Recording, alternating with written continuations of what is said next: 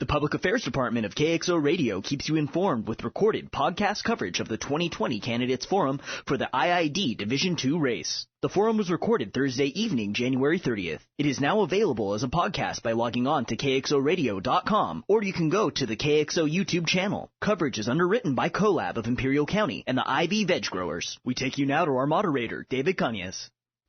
Good evening, and thank you for attending tonight's Imperial Irrigation District Division 1 for Board of Directors Candidate Forum, sponsored by the Coalition of Labor, Agriculture, and Business. As we know at COLAB and the Imperial Valley Vegetable Growers Association, the primary election for this seat is March 3rd, 2020. We encourage you to vote. My name is David Cañas, and I will be the moderator for this evening. My timekeeper is Mr. Ramiro Urias, sitting over across from me.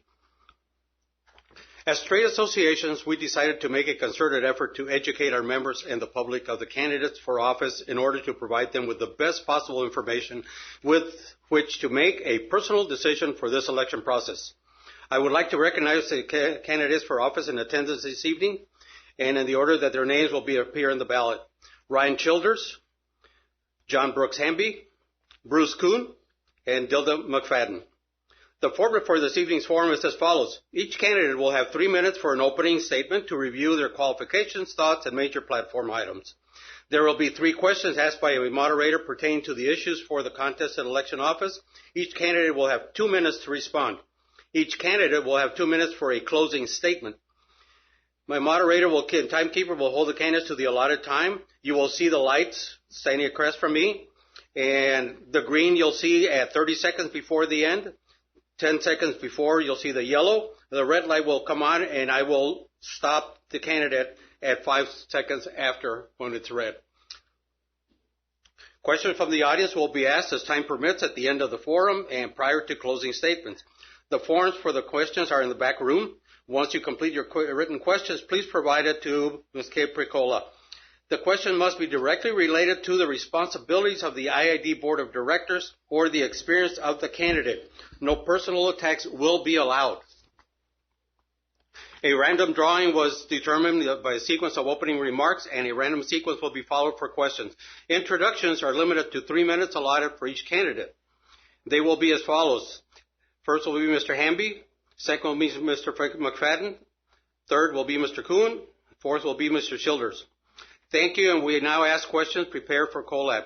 So, gentlemen, you have 3 minutes, and Mr. Hamby, you're first. Thank you for being here. My name is J.B. Hamby, and I'm a candidate for IID Division II. You might ask yourself, what is a young man like me doing running for IID with people double and triple his age? And while age has nothing to do with maturity, or certainly capability, I do want to address those few folks who are concerned primarily by my youthful appearance, despite my preparation and qualification.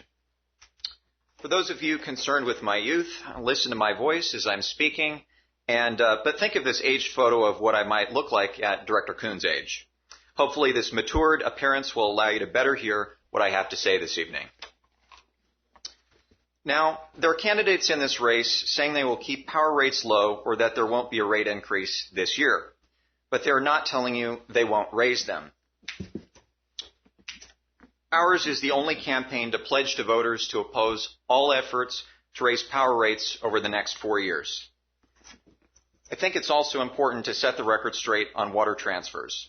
The greatest value is created with our water when our water is put to use in Imperial Valley, not when it is sold elsewhere. So who benefits when our water is sold outside our valley? IID and a select few big landowners who split $125 million a year. Jobs are lost, our economy shrinks, the Salton Sea gets smaller, and toxic dust blows. That means our kids in the next decades will probably need one of these. And if the wheezing doesn't stop, they'll need one of these too. And if their nebulizer is out of medication, expired, or just isn't working, they will hope dearly, like I have many times, that you can get another breath as you rush to the hospital. A few people get big bucks, the coast gets our water, and we will have emergency rooms filled with sick kids on windy days. This election will be about whether we want economic benefit for the chosen few or a better environment for the rest of us. In this Division 2 seat, we don't need limited knowledge on the real issues selected by a certain group of individuals to forward their interests, not the people's. And we cannot afford another 4 years that look just the same as the last 16. This place is where we live. It's the air we breathe, where our kids go to school, where we build families and homes. On March 3rd, vote J.B. Hamby for IID Division 2. Thank you. Thank you, Mr. Hamby. Mr. McFadden, 3 minutes, sir. My name is Dilda McFadden. Oh, sorry about that. My name is Dilda McFadden, a lifelong resident here in Imperial County. The reason that I'm running is that there seems to be a voice missing at the table. I'm for all the people. I recognize agriculture is the number one industry here in Imperial Valley. It's over a $3 billion industry between 3 and 4. It creates a lot of jobs. And the way they do that is that we must protect our water.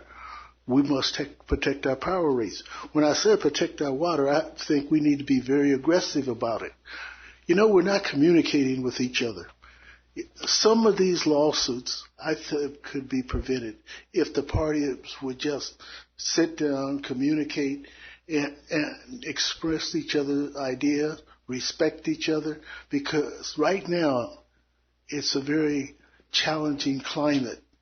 And I think the citizens have a lot of interest. The citizens' voice need to be heard, and I would like to represent all the people, senior citizens. I would also like to help county IID employees. Sometimes their rights are not protected. But the number one thing is I'd like to represent all the people of Imperial County, be a voice for them, be a voice that's not being heard on the board right now. We must be more aggressive in our protection of our number one resource. I'm for economic development, growth in Imperial County. I think we need to create jobs. IID has always been at the forefront of some of the economic infusion into our county. As I've heard before, 125 million comes in here from the water transfer each year. That's a lot of money. That's a lot of jobs. I just want to be a voice for the people, all the people. And that's all I have to say. Thank you, Mr. McFadden. Mr. Kuhn, 3 minutes for your opening statement. And I thank you. And thank you all for attending. And I thank COLAB for putting this forum on. And we'll get with it here. First things first, my name is Bruce Kuhn. I am the sitting director in Division 2. I was on for 8 years, then I was gone for 8 years.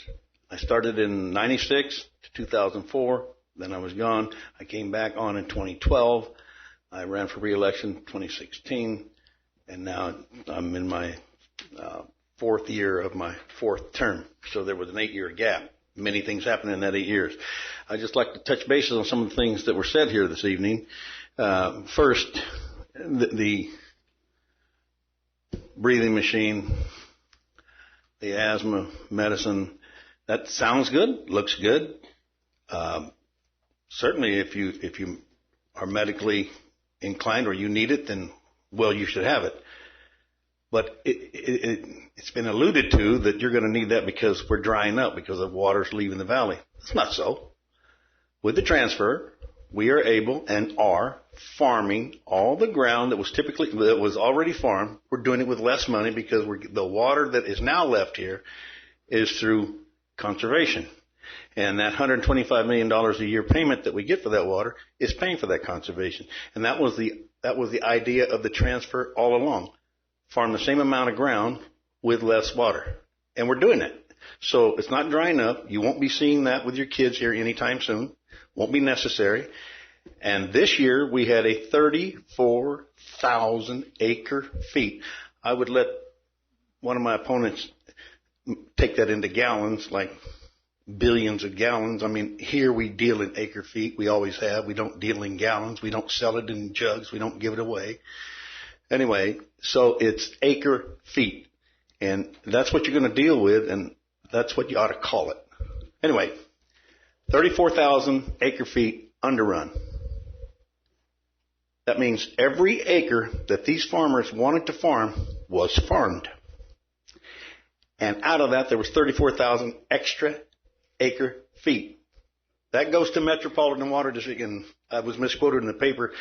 He said he had me saying it goes to Mexicali. I did not mention the word Mexicali. But anyway, it goes to Metropolitan Water District for free. So you won't see the necessity for breathing machines. You won't need the breather, because every acre that was going to be farmed was farmed. That said, there's a flyer came out today. It was a little bit ugly, bad-mouthing the heck out of me for calling Dianne Feinstein a bureaucratic gas bag, pig-eyed sack of crap. Okay, I did that. And I was sitting, oddly enough, in this chair right here when a reporter brought it up here, and we were... Thank you, Mr. Kuhn. Your 3 minutes. Done. Mr. Childers, your 3 minutes, sir.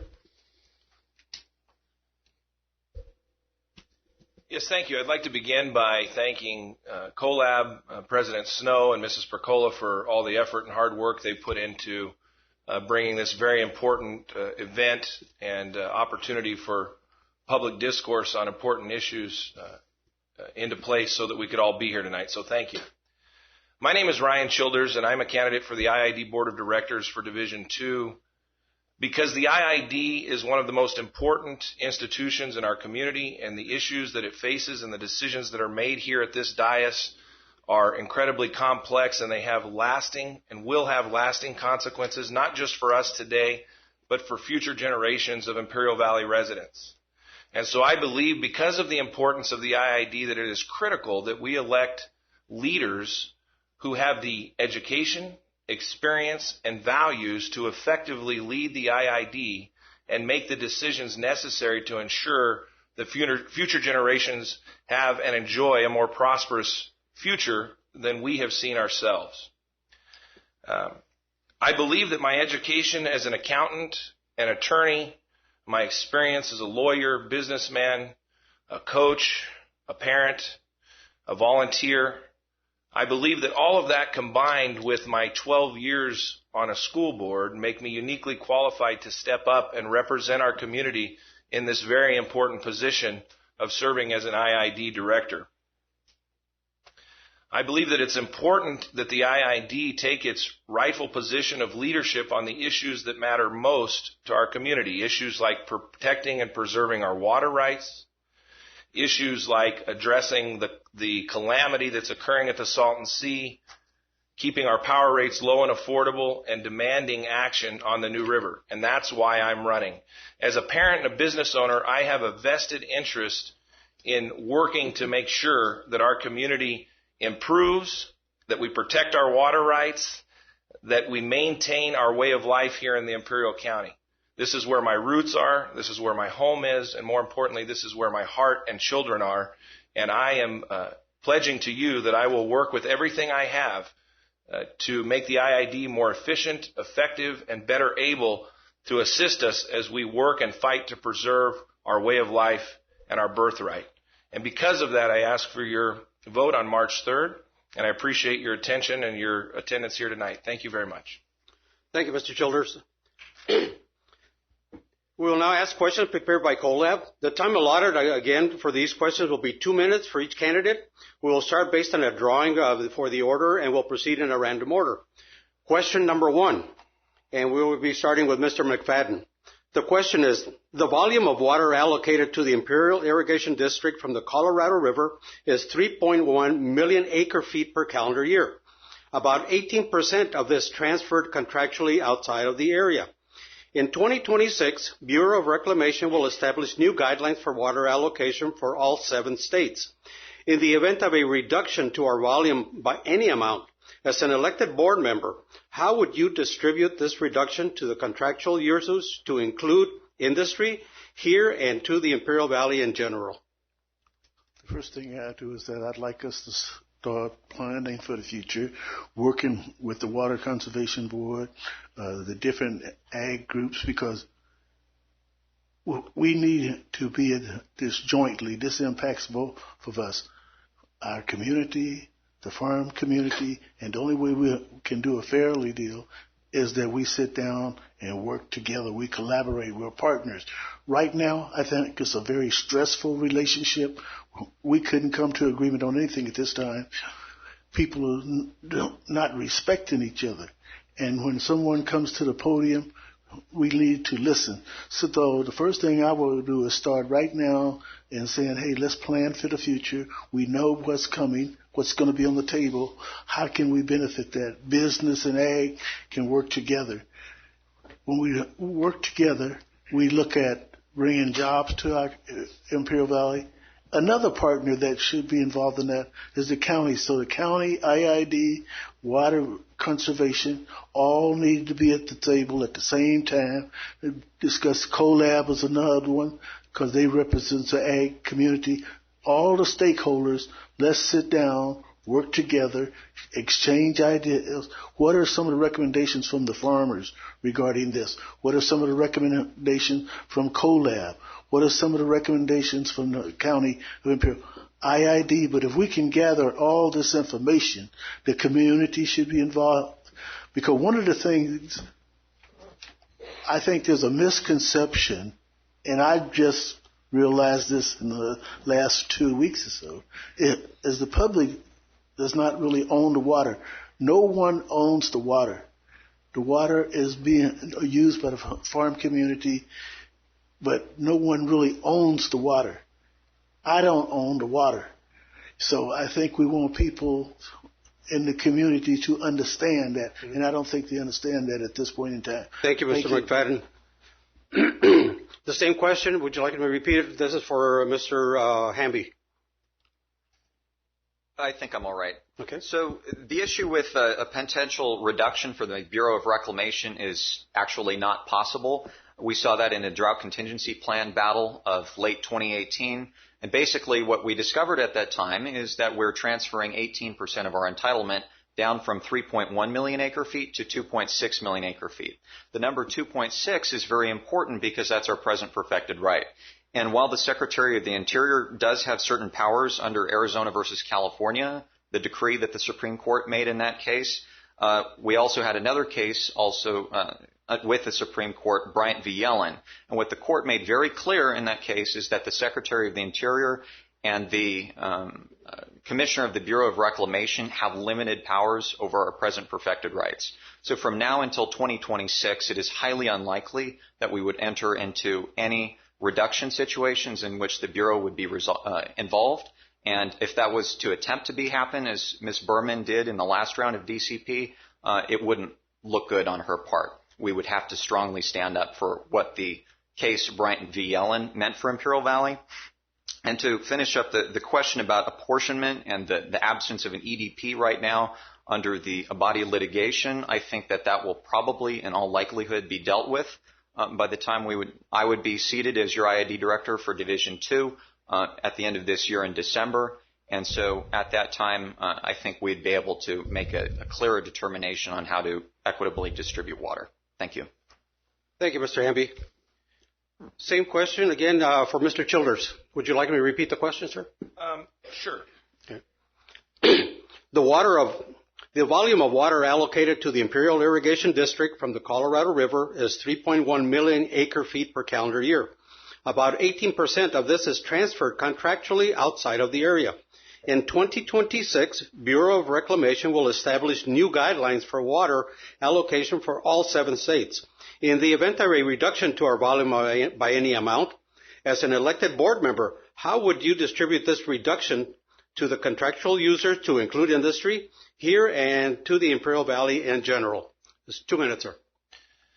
Yeah, so the 3.1 million acre feet that IID is allocated on the river consists of 2.6 million acre feet, which are what we call present perfected rights, which have the deepest and strongest protection under the law. The Supreme Court has reiterated several times, whether it be California v. Arizona, Bryant v. Yellen, or in a variety of other agreements and court cases, that those 2.6 million acre feet are essentially untouchable because of the timing of when they were perfected and when the water was diverted and so forth. And so I have an issue with the premise of the question in that might the Bureau attempt to reduce when these interim guidelines are being renegotiated prior to their expiration in 2026? Perhaps they will, but I think it's unlikely because they know they would be facing a very strong legal headwind. But should they do such a foolish thing, I think that it would be incumbent upon the IID board to stand up with all force and all strength that they can possibly muster and fight that and say this cannot stand because these 2.6 million acre feet are our present perfected rights that our forefathers at the turn of the century protected for us as a result of their hard work in this barren landscape, turning it into the fertile valley that it is today. And some carpetbagger from San Diego or LA or anywhere else is not going to come in here and take that from us. Because when I refer to our birthright, that's what I'm referring to. And so we would have to beat that back at every turn and fight it in court. And I'm confident that we would be successful and no such reduction would be allowed to take place. So that's the approach I would take. I wouldn't ask anybody to take a cut because asking us to take a cut would be unlawful and it wouldn't stand. Thank you, Mr. Childers. Mr. Kuhn, same question? Oddly enough, the attempt has already been made, but it was made back in about 2002 when the federal government took 200,000 acre feet of our water. And that was not with our permission. That was during the quantification settlement agreement and the transfer agreement, and we did fight. But they took it as a salvo across our bow to let us know that if we didn't do the transfer, that they were going to be mischievous and come down and take it whenever they could. We fought them in court. We got the 200,000 back, but they had taken it. This is not a new fight. We fought them and we won. We got that back. And when it comes to present perfected rights at 2.6, I submit to you people in this audience that when I got on this board in 1996, the board prior to me had included present and perfected rights in the water transfer with San Diego. I didn't start the San Diego transfer talks. I got in when they had already started.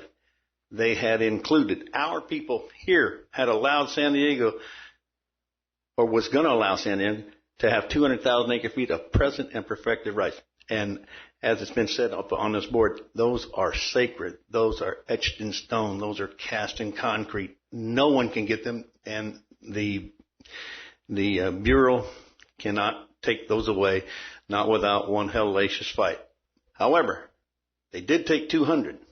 That wasn't down to 2.6, but San Diego had 200,000 in their contract. And I threw a rubber-legged fit up there, and I said, not going to happen, never going to happen, not as long as I'm on this board, not as long as I'm alive.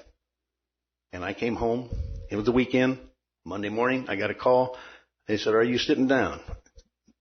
No, I'm driving. Well, pull over. They took them out. They took them out because you scared them. I didn't take it to my board, didn't have time to take it to my board. 200,000, the present perfected rights that everybody's sitting there telling you are sacred. They are sacred. Mr. Kuhn, that was 2 minutes. Yeah. Question. We're our times, I'm sorry. Question number 2. And we'll start with Mr. Kuhn on this one. In 2014, IID increased the energy rates by 7%. There is talk about another increase in 2021. What is your position on this rate increase and why? 2 minutes, sir. I'm sorry, will you repeat that? Again? In 2014, IID increased the energy rates by 7%. There is talk about another increase in 2021. What is your position on this rate increase and why? Okay, if there's talk about one in 2021, I've certainly not been advised of it. The one in 2014 was absolutely necessary because the prior board, prior to 2012, you got a little charge on your bills called ECA. What they'd done, they lost $300 million in a gas hedging fund. $300 million of your ratepayer money. They lost it. They had to get it back. The ECA is supposed to be floating. And when it was up, they locked it. When the price of natural gas came down, they didn't bring the ECA down. That's how they made the money. It's an illegal rate increase, but they did it. But people didn't know they had a rate increase because they didn't know what was going on. When I got back on here, I said, that is never intended to be static, and it needs to float. We started floating it. We started giving money back on your power bills. Now, we had to do something. There had not been a power increase in 20 years. Now, the price of gas has gone up. The price of everything's gone up. You can't operate this IID with a rate that was 20 years old. So we had to, as unpopular as it was, set a rate. Even with the new rate, we are still 25 to 30% lower than the rest of California. But we did it because they were taking money through the ECA, and that's not the way they were supposed to do it. Thank you, Mr. Kuhn. Same question for Mr. McFadden. Would you like me to repeat the question? Would you please? In 2014, IID increased the energy rates by 7%. There is talk about another increase in 2021. What is your position on this rate increase and why?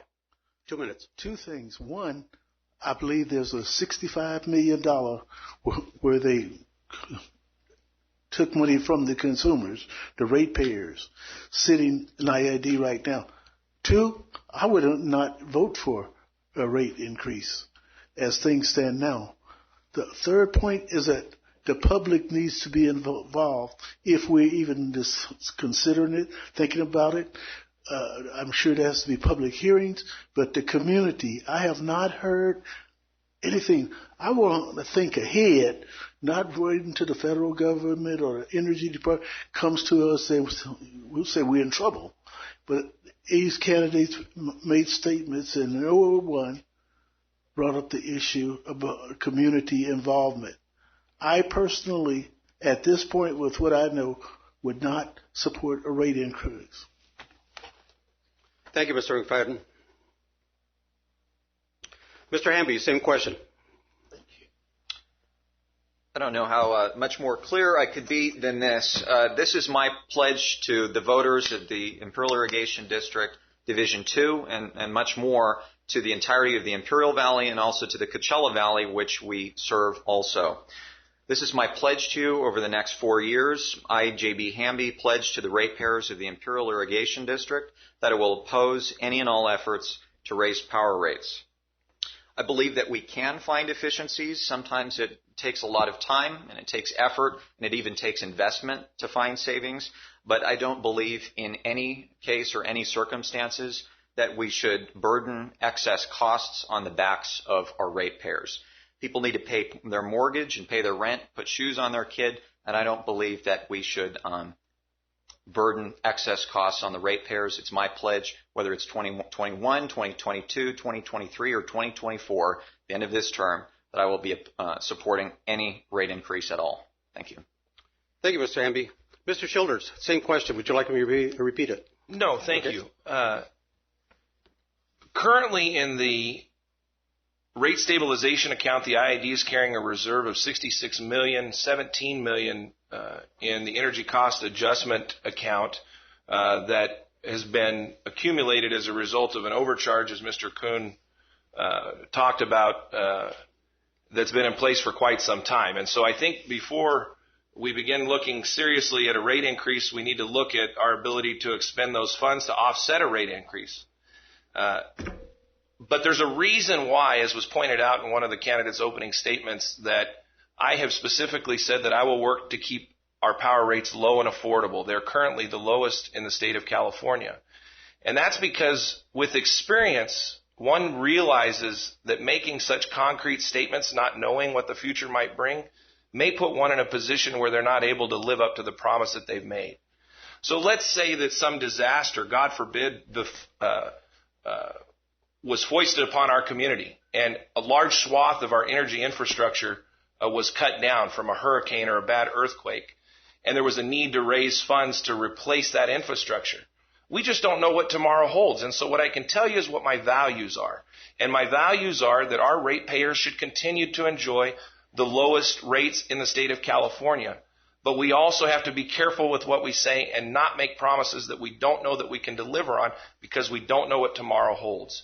And so my pledge to you is that that is a core value, and I will work and fight for that. But I'm also not going to look you in the eye and say there's no way any day ever that I will vote for a rate increase, because there might be a time when it's necessary for all of our good. And if that's the case, I'll make that vote, and I'll be able to look you in the eye and tell you why I did it. Thank you. Thank you, Mr. Childers. Question number 3. IID was unilaterally blocked from participation in the drought contingency in early 2019 for a number of reasons. But at the core, IID's position on the Salton Sea is the Salton Sea and its impact on air quality here really an IID issue? Please explain your answer. We'll start with Mr. Childers. Well, so the responsibility to pay for the environmental mitigation at the Salton Sea is clearly the state's responsibility because they agreed to take on that responsibility in their contractual obligations under the Quantification Settlement Agreement in 2003. Now, unfortunately, the legislation that they passed after that did not allocate funding to do that. Now, since then, there has been funding allocated to begin to address the issues at the Salton Sea, including a 10-year plan that they allocated a couple $100 million to that was supposed to begin in 2018. Here we are 2020, and they're already 2 years behind on that plan. So does the IID have a role to play? Absolutely. The IID has a critical role to play. We need to be the advocates for getting it addressed. We are the contractual party that has the contract with the state of California that says they'll address the mitigation efforts, and we need to hold them to account to do that. But I think the federal government also has a responsibility. They're one of the larger landowners of land in and around the sea, and so they also happen to have the deepest pockets, and they need to step up to the plate and do their part. I had the opportunity today to meet with staff members from one of the major presidential campaigns, and the first thing I brought up in discussing with them local issues they could take back to their candidate was the Salton Sea and the New River and the role that the federal government has to play. And I think that that's what our leaders have been doing and need to continue to do in a bigger and louder way, is every time we sit down with a senator, the governor, or anybody else who has a role to play, the Salton Sea and the New River need to be the first thing we mention and the last thing we mention, and we need to let them know that we're not going to go away and be treated like second-class citizens because they want to forget about us and not write the check. They're obligated to do it. They need to do what's right. Imperial County is part of California, and we deserve the same clean air and clean water as the rest of the state and the rest of the country. Thank you, Mr. Childers. Mr. Kuhn, same question. Would you like to be repeated? No. And we are not members of we are not signatories on DCP because the first time it came up to vote here, I wouldn't vote for it because I was afraid that if we did, then we would be contractually obligated to go along with whatever the majority of the signatories did. And I still believe that. And I was able to convince the rest of my board that we needed to look at this and that we needed to get some kind of a fix for the Salton Sea out of it. And Director Hank certainly grabbed that and ran with it, and that's a good thing. So they didn't want to address the Salton Sea, so we did not sign it. So the Salton Sea did weigh heavily on our reasons for not doing that. Now, it's been said here this evening that the federal government needs to get engaged on the Salton Sea. Well, I guess they do. I don't think they know that. But you see, we have raw sewage coming in here from Mexicali on a routine basis, daily basis, and it goes into what? The New River. Where does the New River dump? Salton Sea. Ooh, that's a federal problem. Now, we're trying to get the state to clean it up. The federal government's allowing raw sewage to run through the New River from Mexicali. Now, my question is, who's responsible? Feds and the state. However, as was said here today, and I was on the negotiating team that got this done, the state is contractually obligated to take care of all mitigation caused by the San Diego transfer to the Salton Sea. Not to restore the sea. They passed the Salton Sea Restoration Act in the state legislature, but they didn't give it an appropriation. So they're morally obligated to restore it, but they didn't give it an appropriation. So yes, state's responsible for the mitigation of any damage from the transfer, contractually obligated. The federal government, because of that New River, they got a problem. Thank you, Mr. Kuhn. Same question for Mr. Hamby. Yes, and in relation to this question, I want to reference something that was mentioned in the opening statements. is that the water transfers have nothing to do with air quality in Imperial Valley. And there is nothing that could be farther than the truth than that. I've been on at Red Hill Bay near Nyland and Calipatria. You go out there on a windy day. I wasn't able to make it yesterday, but what you would have seen yesterday, as I've seen throughout the year as I visited on windy days, is total whiteout conditions. You can't see 6 feet in front of your car. All you can see is your headlight beams. That is the impact of this transfer on the Salton Sea. Nobody who's the beneficiary of the transfers wants to talk about it, much less our so-called partners in these transfers, and much less the Department of the Interior and those who are benefiting from this. They don't want to untangle that. They want to do more of the same of what they did in 2003. So let's be clear about that. 100 billion gallons of water every year is the major reason for the decline of the Salton Sea ecosystem and public health catastrophe in Imperial County. And as reference to the New River as well, that's been a problem we've experienced for the last 80 years. It is a total disaster at the New River. There have been mild improvements, but we can't wait another 80 years to see some mild improvement sometime in the future. What's in the New River today ends up in our lungs tomorrow. As these transfers continue, if they do continue, the exposing of 70,000 acres at the Salton Sea of horribly emissive playa ends up in our lungs. We're going to be breathing this in. There'll be more inhalers. There'll be more nebulizers. There'll be more sick people. Ultimately, we have to push for action on this in 2026. Those things need to be resolved. Thank you. Thank you, Mr. Hamby. Mr. McFadden, same question. Would you like me to repeat it?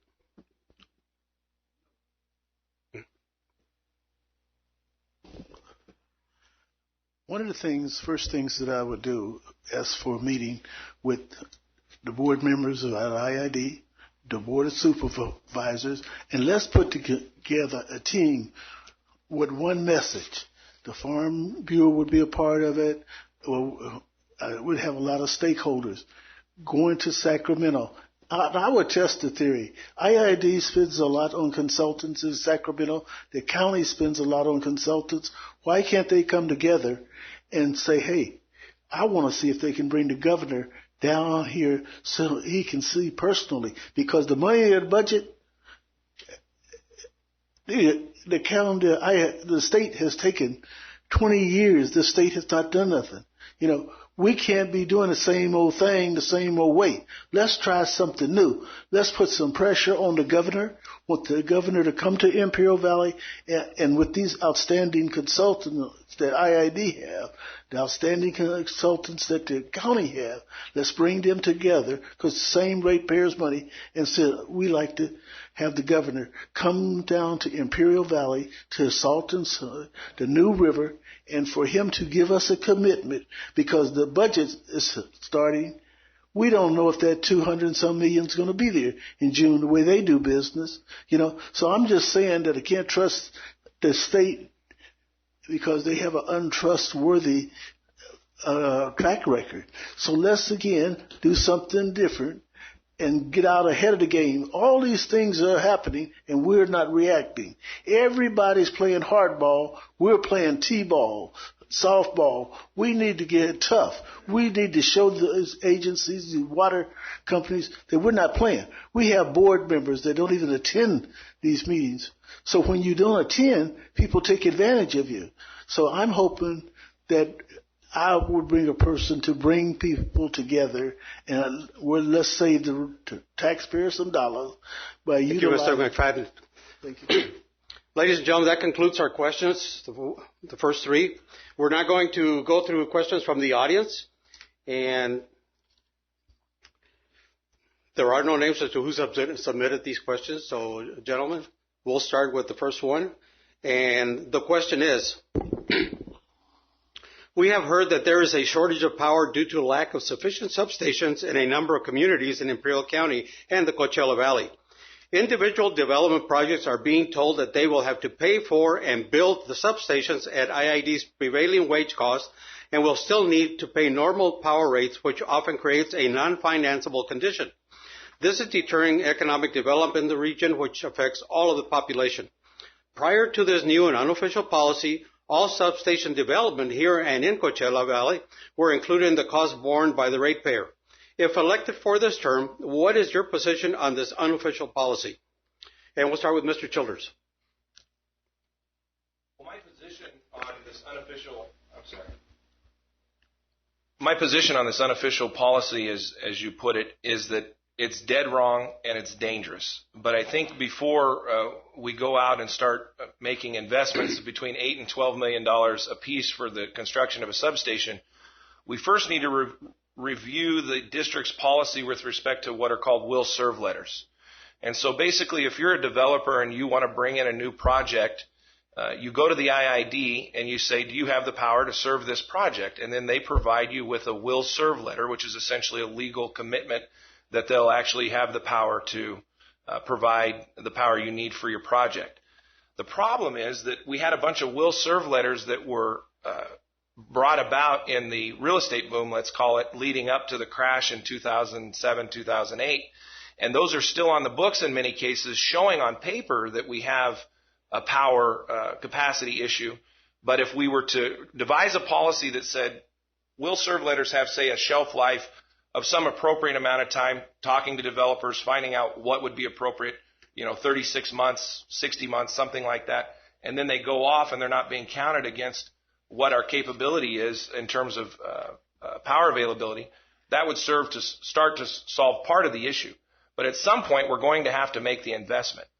And I think it's unfair to ask a developer who's coming in to build a project that's going to create economic development for our community to have to foot the cost of an $8 to $12 million piece of infrastructure that essentially is the conduit by which the district is going to sell them power.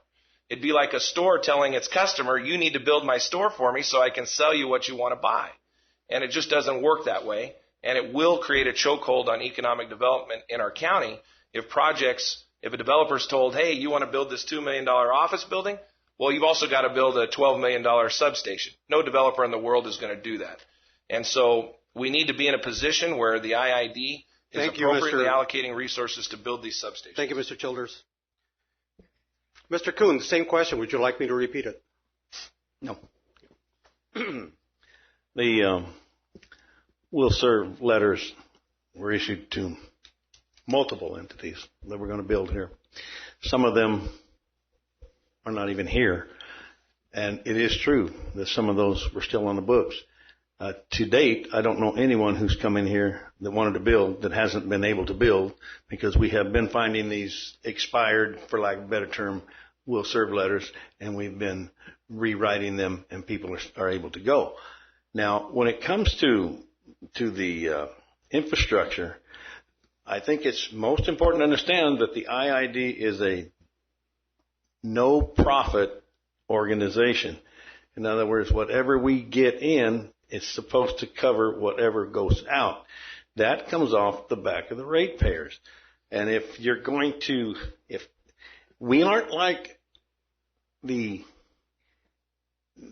private-owned utilities, the for-profit utilities, their rate structure is structured such that when every bill that goes out, it's shotgunned out there, and it's on everybody's bill. So when they go for infrastructure, the money is there because that's that 30% more that they're paying on their bills.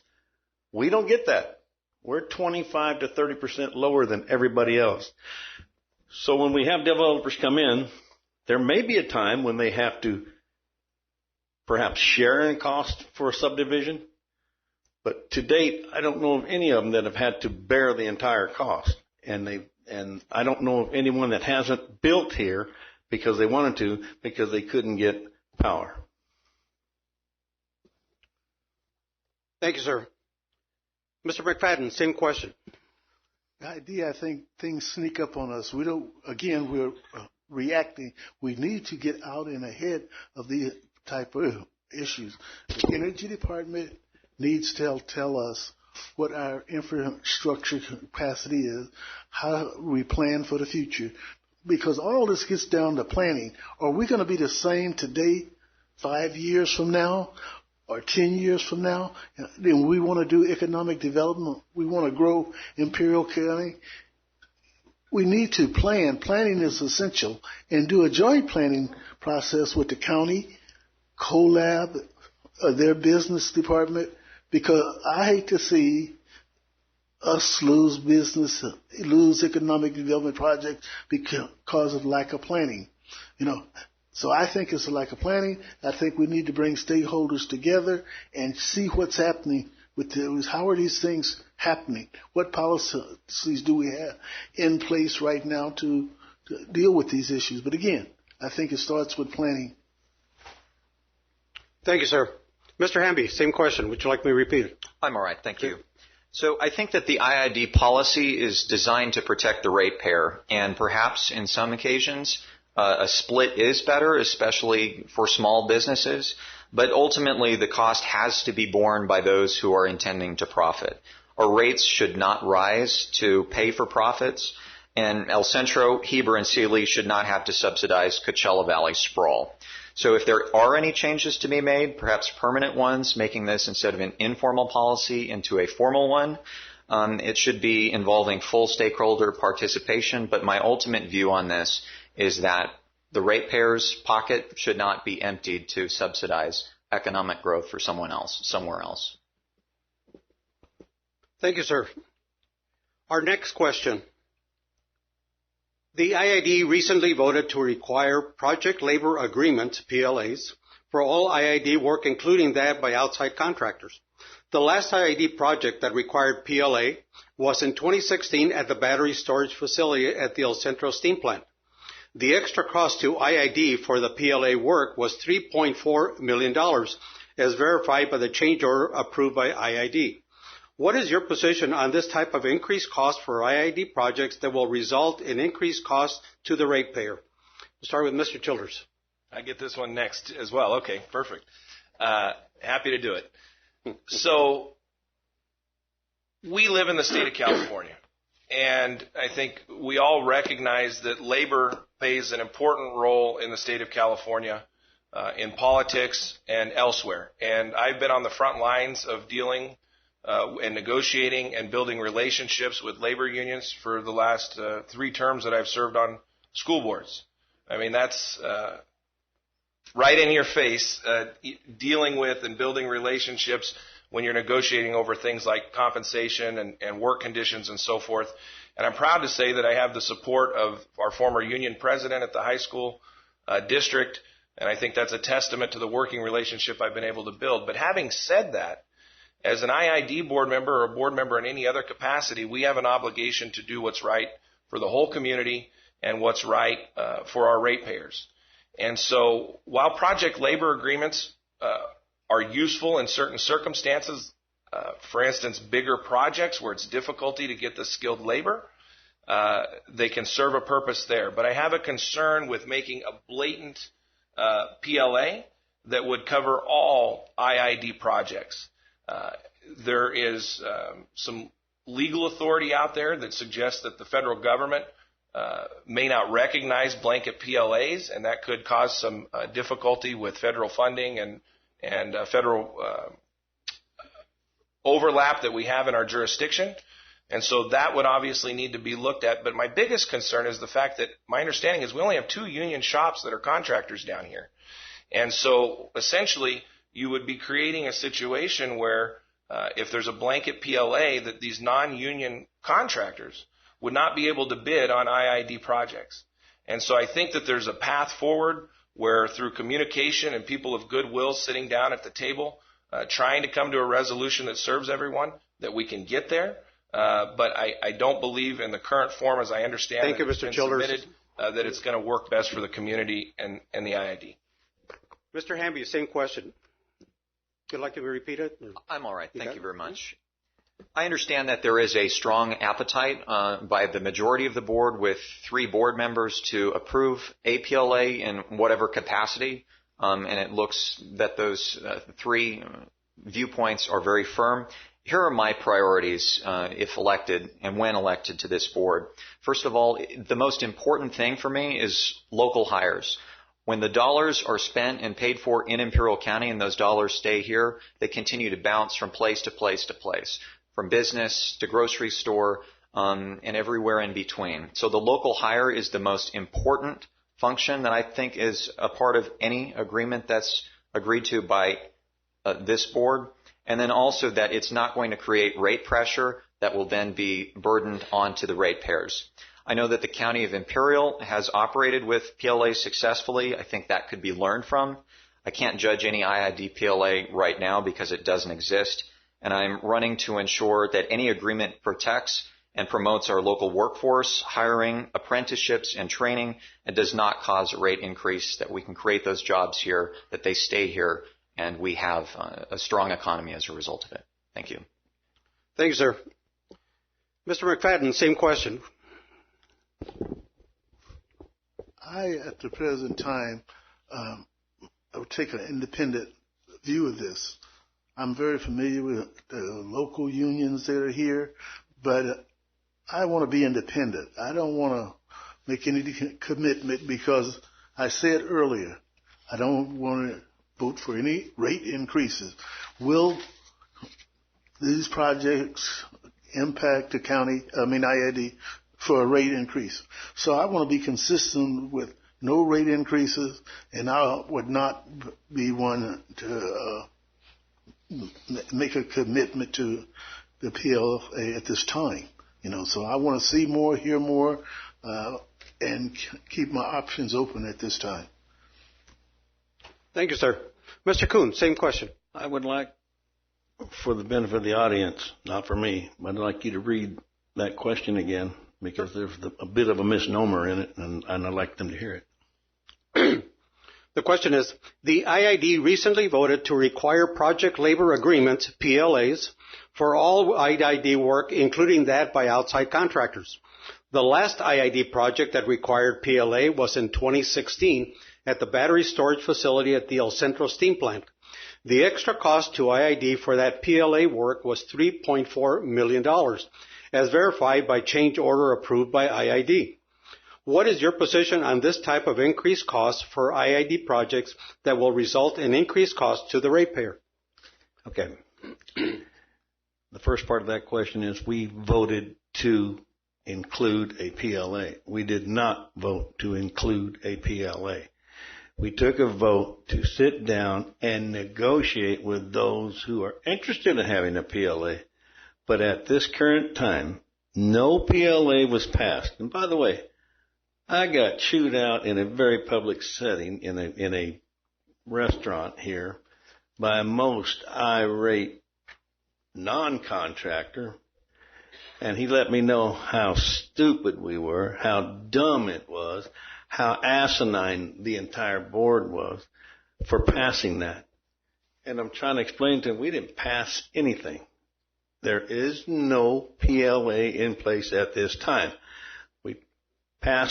We gave direction to, and a vote was taken, to have our people sit down with the union reps and see what it would take or what a PLA would look like. And they're going to bring that information back to the board, and then and only then would we make a decision. But no decision has been made yet. Thank you, sir. Our next question. As an IID director, one of the responsibilities is to represent IID on other boards and various committees. The majority of those meetings are outside the Imperial Valley. Is there any reason that you would be unable to travel outside the Imperial Valley to participate in those meetings? And we'll start with Mr. McFadden. If I'm going to be an effective director, I would say I'd have to be available to attend all outside meetings. So, no, there's no reason for me not to attend. I would be willing to attend, and I understand the urgency of attending because so many agencies have us on a siege that it's very important that a director be there to defend Imperial Valley. Thank you, sir.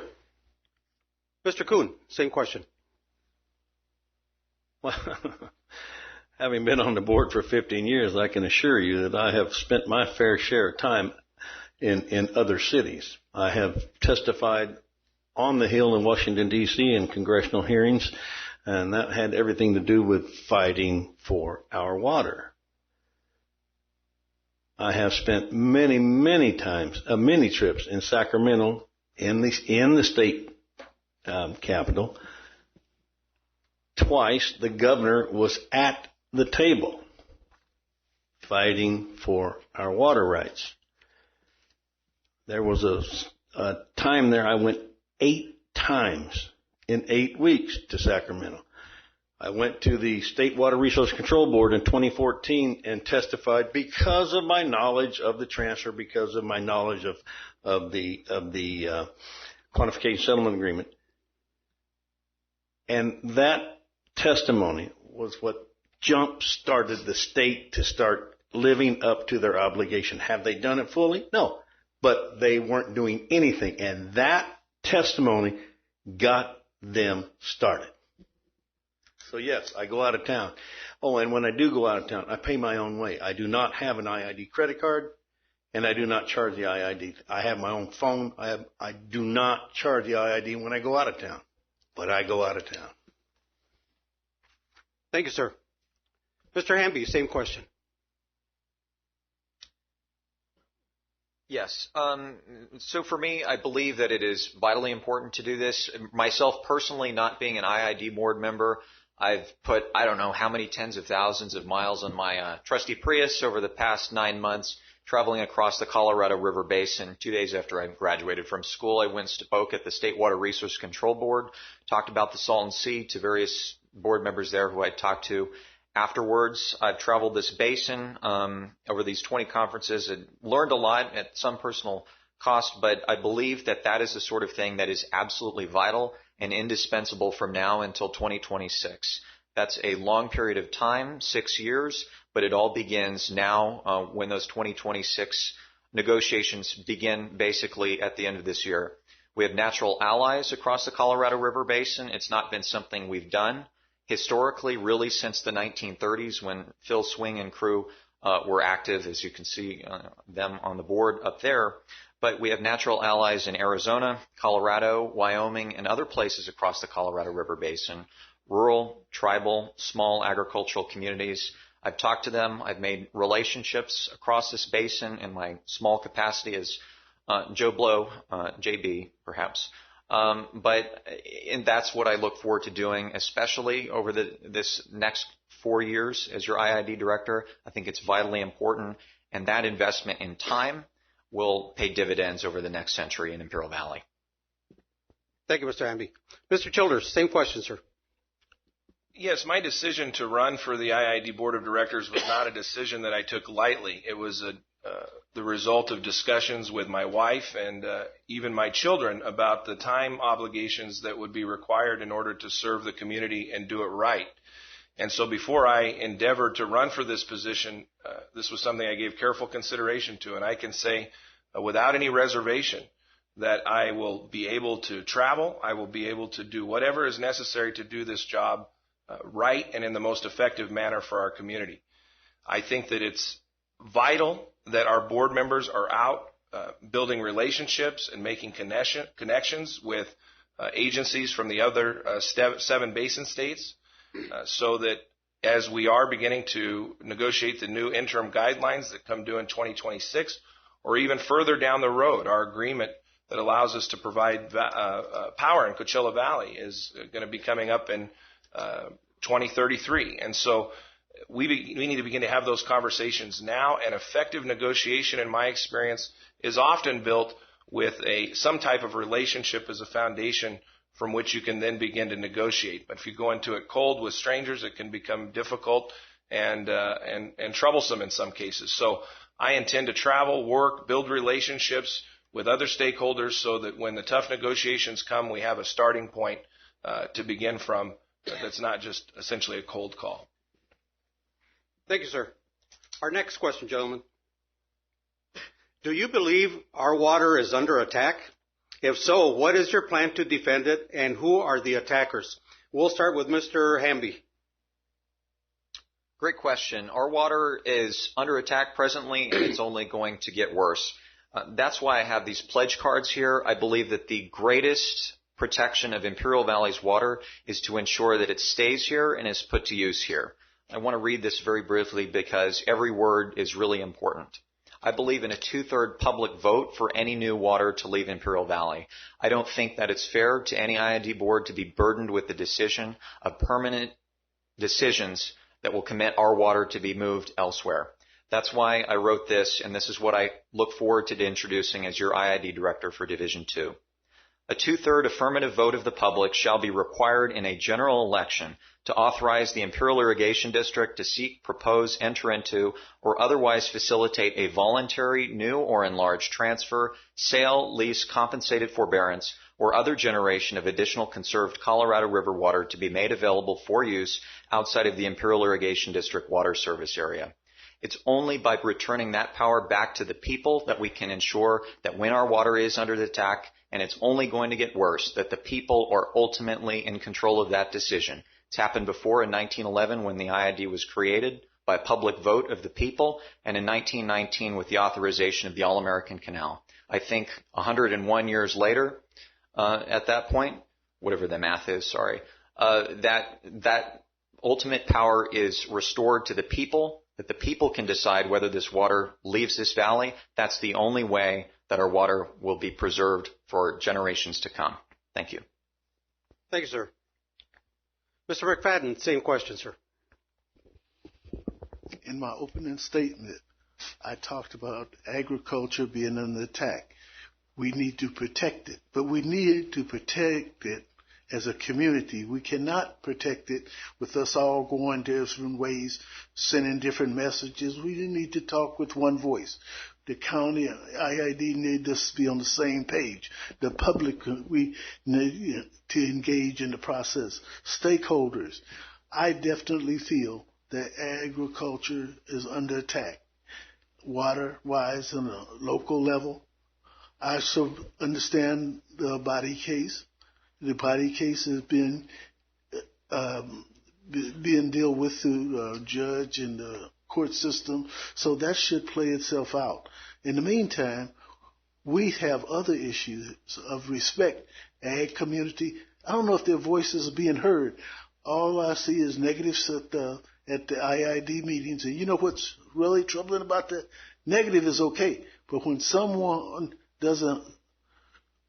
people don't stand up for it, they accept it, I think that's wrong. They need to be held accountable. You cannot disrespect the ag community, COLAB. We need to work together. You have a lot of good members that have a lot of different interests, so we would like to join forces, I think, would be critical. So I still say that there's a lot of ag, the water's under attack, and we need to fight vigorously.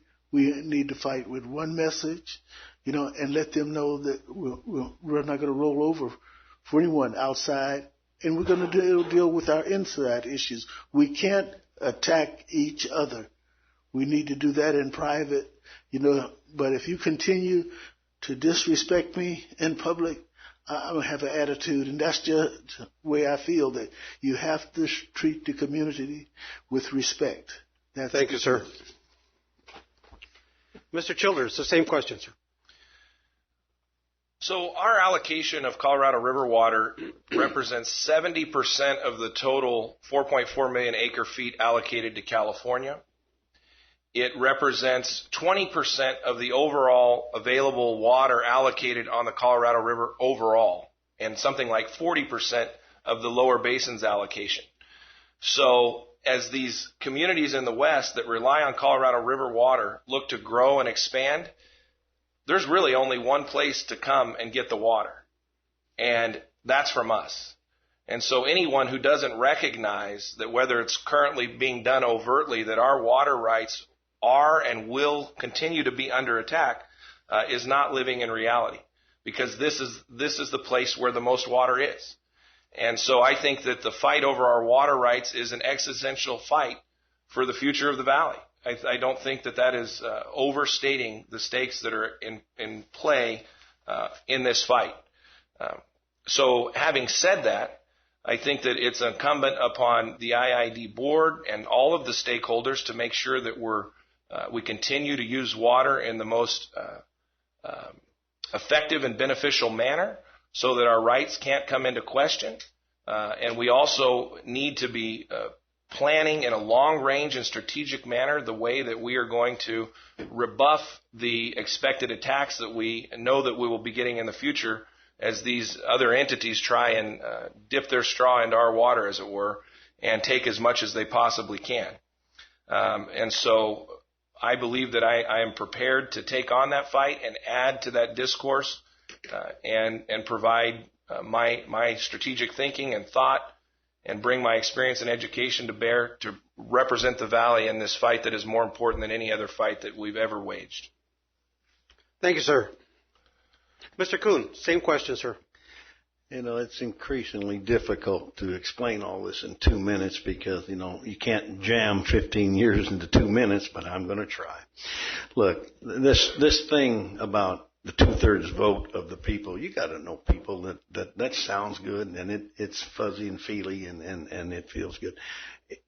First things first, this board is elected by the people that live in the irrigation district. Every single one of them vote for now their division. So, yeah, it's already 2/3. In fact, it's about 100% that vote for this board. So if you don't like what's going on, and it's evident here today, you can come here and change things if change needs to be changed. So you've got your vote. You've always had it. It's not new. And to pledge 2/3, well, first things first, I don't know that can be done, but it would be very difficult to do so if it were able to be done. However, you've got your vote. You've already got it. And when it comes to our water here in this valley and people trying to take it out, want you to understand, the Bass brothers from Fort Worth, Texas came in here. They bought up 42,000 acres. They were going to dry it up, take the water, sell it to Metropolitan. Not San Diego, it was Metropolitan. I got on the board. We fought them. They realized that with the current law, the way it is, you cannot transfer water out of this valley without the express written permission of the board of directors of the Imperial Irrigation District. All this nonsense about trying to scare people that it can be taken and we're under attack. We are under attack, but you cannot transfer water out of this valley without the express written permission of the majority of the board of directors of Imperial County. They did in Blythe, but that's 1 acre, 1 vote. They're completely different than us. And you've got to know that the company that did that to them, that bought that land up there and sold it to Met, sold that community out. They are currently here buying ground now. So if you want to fear something, better fear that. Thank you, Mr. Kuhn. Our next question, and this one is for Mr. Kuhn. Sir, you stated at the IBC Candidates Forum last Saturday that it is time for the dive team to go. If the other board members agree, how will those members of the dive team be repurposed? Well, first things first, to serve on the dive team, they were being repurposed. They would go back to what they were doing. I mean, most of those guys were in our emergency management department. They're still there. They were pulled out of their respective areas, and some of them served.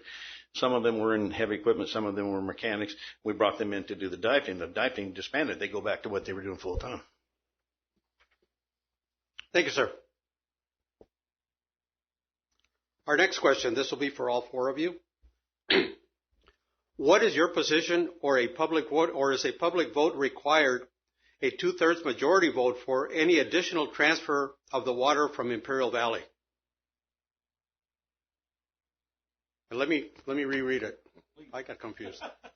What is your position on a public vote that requires a 2/3 majority vote for any additional transfer of water from Imperial Valley? And we'll start with Mr. McFadden. As a community advocate and getting the public involved, I would support that. I think the community needs to be more engaged in the actions of the board. Such a big issue. I think that's one that merits the public input. IID did the best they could when they went for the transfer the first time. I think it's brought a lot of economic development to county, to IID. I think IID made a lot of improvements in their system off of someone else's dime. But again, the bottom line decision of this magnitude should be taken to the public and get the public input in it. Thank you, sir. Mr. Hamby, same question. A couple comments ago, you heard that you cannot move water out of Imperial Valley without a vote of the IID board. Simply, what I'm suggesting with a 2/3 public vote is similarly, you cannot move water outside of Imperial Valley without a people's vote. If the people are able to vote for an IID director, they should be able to vote to ensure that our water stays here, not today, not for a decade, but for forever.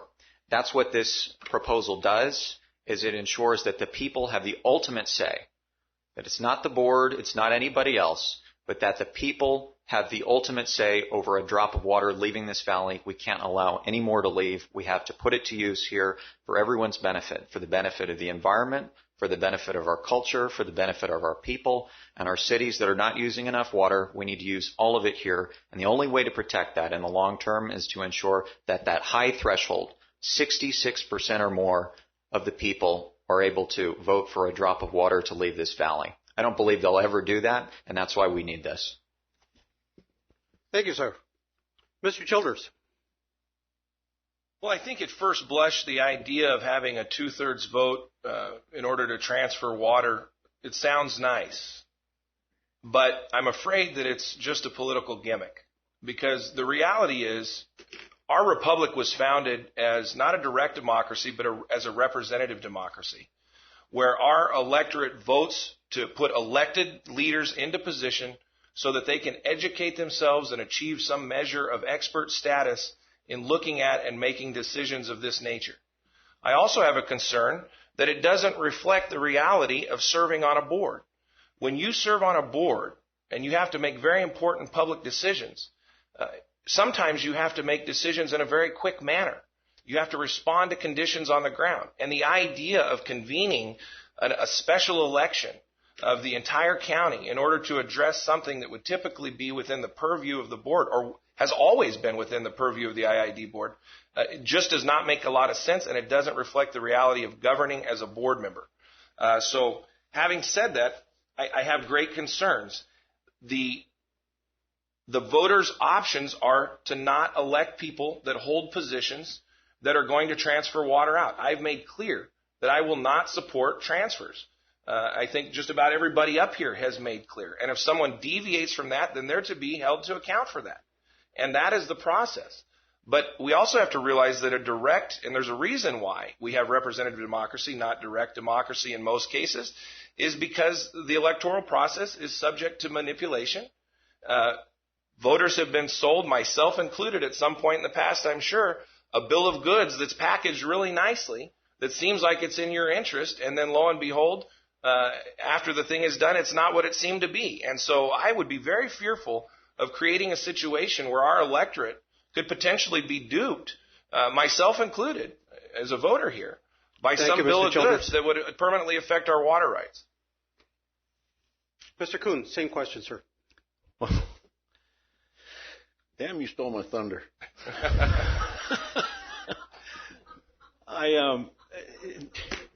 Again, this sounds really good. 2/3 vote of the voters, a 2/3 majority. If you don't live in the boundaries of the irrigation district, you cannot vote on irrigation district issues. So you cannot include everybody in Imperial County. Palo Verde could not vote. Winter Haven could not vote. Ocotillo could not vote. Salton City could not vote. They're county, but they're not in the irrigation district. We serve them power. Yes, we do. Can they vote for us? No, they cannot. So when you say you want a 2/3 majority of the voters, you're automatically going to be excluded from doing that by virtue of where they live. So you have a board that is elected by that boundary. We serve at the will of the people already. I don't know that certain, you can only die once. And if you don't do what you're supposed to do for the people you represent, you will be voted off this board. Seen it. Hell, it happened to me. They didn't like the transfer. After it came to be that it wasn't the worst thing in the world, then I was reelected. But that's the way it works. If the voters don't like what you're doing, they vote you off. And it happens all the time. So you don't need that. Thank you, sir. The next question is for Mr. Childers. Is it true you originally intended to run for supervisor against Mr. Plancarte? What made you change your mind, and why did you originally want to run against Mr. Plancarte? So, as stated, no, that is not true.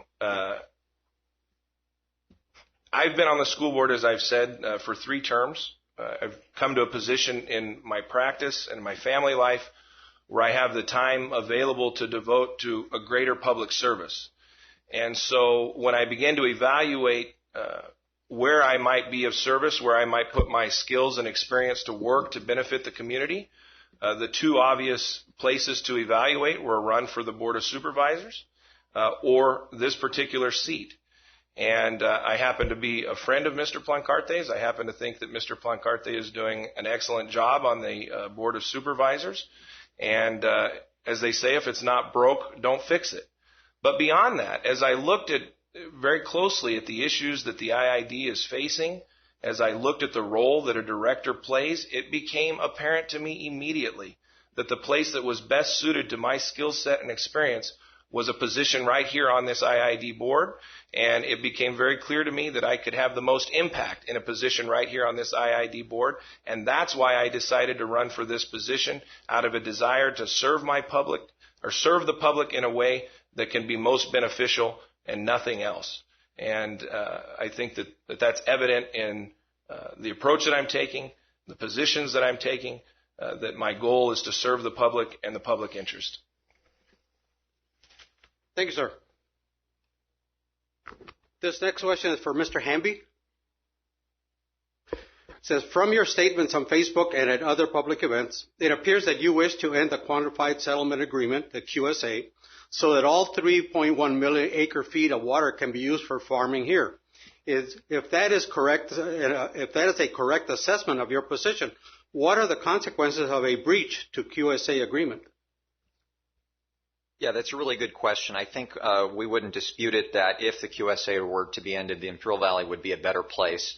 Certainly the decision in 2003, I can't talk much about it at the time as I was 6 years old in first grade.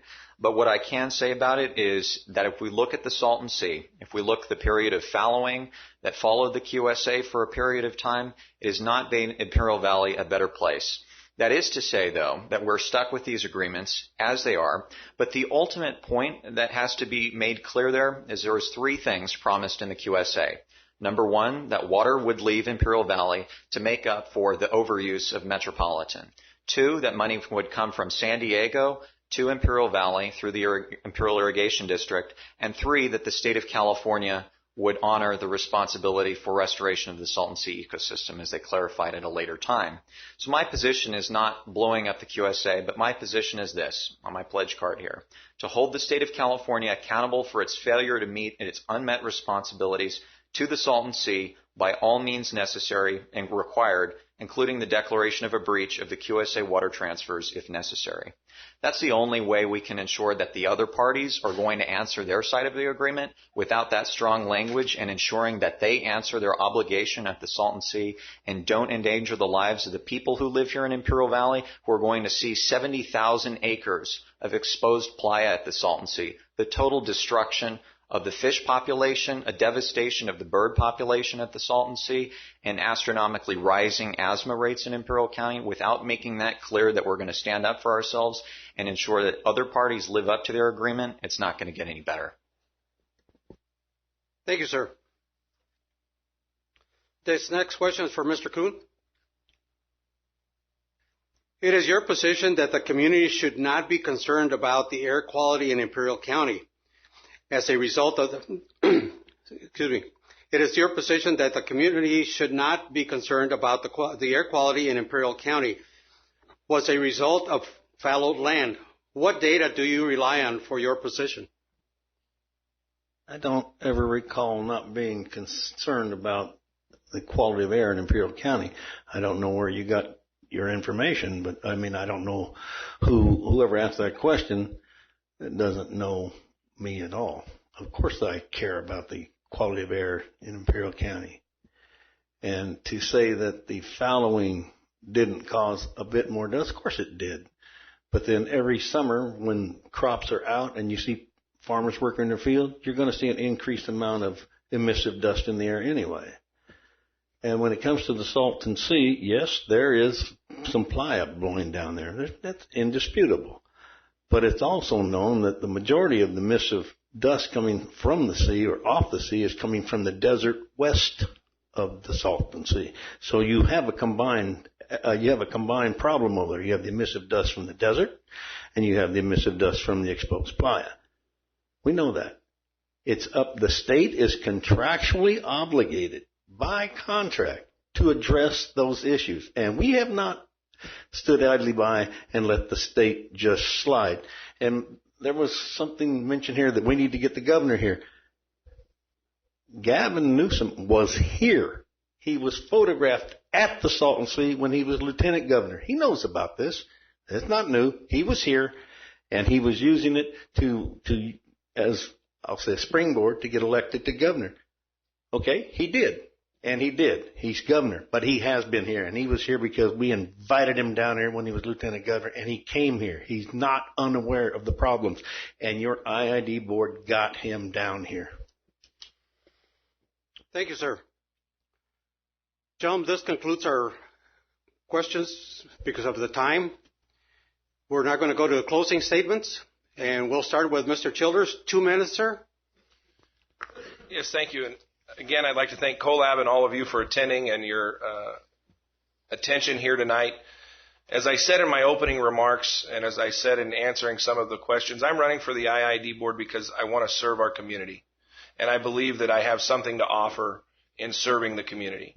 And so if elected, I can assure you that I will work tirelessly to protect and defend our water rights, address the issues at the Salton Sea, address the issues at the New River, and work to keep our power rates low and affordable. I'm working very hard to let you know where I stand on issues that I'm confident that I can keep the promises that I'm making to the voters. I'm not just saying what people want to hear to try and get elected. And I think that that's an invaluable quality in a leader, is someone who is willing to look you in the eye and tell you what's really going on, whether it's what you want to hear or not. And that's my pledge to you, is that I will give you that honesty as a leader, and I will always have the interest of this valley at heart in every decision I make. So please, on March 3rd, I'd appreciate your vote. Thank you. Thank you, sir. Mr. Kuhn. Yes, well, I'm going to finish my Feinstein thing. How about that? Since we're on first name basis and she loves me. Look, it was said that, we're going to fight for our water rights. We're going to keep power rates down. Your power rates are 25 to 30% lower now. There's no power increase for 2020. We have a balanced budget for 2020. There's no water increase for 2020. We have all that's already done. That fire and that fight is put out. There are no transfers pending. There's been about 10 resolutions saying there will be no more future transfers. There's no will on this board for another transfer. I don't want another transfer. No one that's sitting on this board wants another transfer. Now, what I said to our senator, I was sitting in this chair, and a letter was brought to me by the Imperial Valley Press reporter, and he showed it to me. It was the first time I'd seen it. And what it said was, and it was signed by her, whether it was auto pen or not, I don't know and I don't care, but it was her stationery and her signature, said, if you don't put this transfer together, I will bring the weight of the federal government to bear upon you. And I'm, geez. Okay, and now I have been to Washington, I have done all that, trying to get the best deal we could, and now I'm going to get this thing jammed down my throat, and then people say, I didn't fight for our water rights? You think that I kowtowed to her? No. I took the senior senator of the state of California. I would expect, and I said it, and I meant it, I would expect nothing less from a bureaucratic, gas-bagged, pig-eyed sack of crap. Does that sound like you're kowtowing, or does that sound like you're fighting for your water rights? My God, I was fighting for our water rights. I was fighting for our life. And I did that. And by the way, when I did that, more doors opened up in Washington, D.C. for the Imperial Irrigation District than in the history had ever been opened, because they want to know what kind of crazy-ass people would talk to their senator like that. I did. Fighting for your water. And we won. Thank you, sir. Our next statement, Mr. McFadden. I started off by talking about who I'd like to represent. I'm going to represent all the citizens. So I've talked about citizens not being at the table, voices that are not being heard. I talked about us being more aggressive in our fight. All the things that are happening, and we know they're happening, we need to start planning and getting engaged with. You can't do the same old thing the same old way. You know, it's a new time for a lot of new things. And I just want to wish that all of you would consider me on March the 3rd to be the next IID director. Thank you. Thank you, sir. Mr. Hamby, 2 minutes. Begin by saying it's one thing to defend our water rights, and it's another thing entirely to insult and demean our representatives. IID affects us all, beyond our monthly power bills.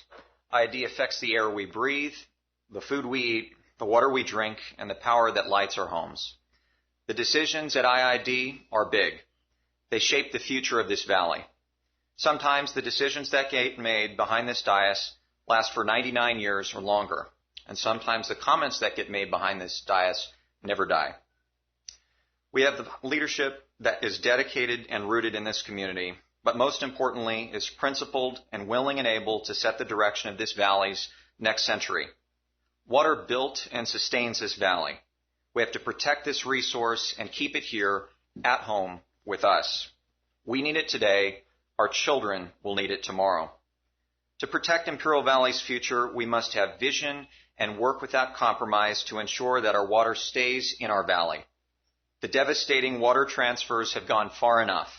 We have to protect the Salton Sea and keep our valley whole. In the next 6 years, key agreements on the Colorado River will expire, and it's vital for Imperial Valley and the IID to have a central leadership role.